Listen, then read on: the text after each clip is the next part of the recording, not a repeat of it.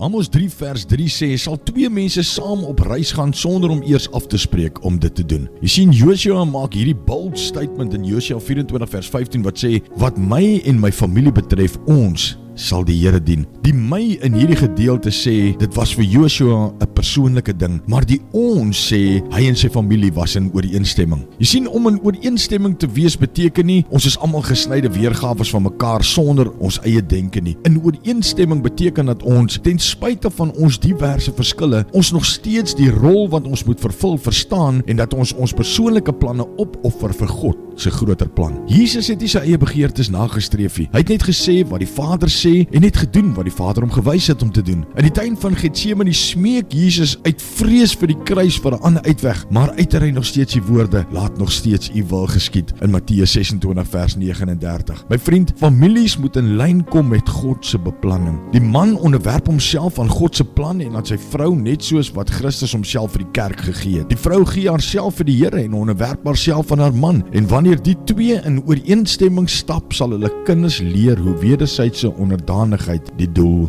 bereik. Here, ons eer U vir hierdie anderste woord vanmôre. Ons loof en ons prys U, Here. Baie dankie dat ons in families, in verhoudings, in besigheid, dat ons in ooreenstemming kan stap. Dankie dat U woord sê, where there's unity, God commands a blessing. Ons eer U, ons loof U en ons prys U in Jesus se naam. Amen.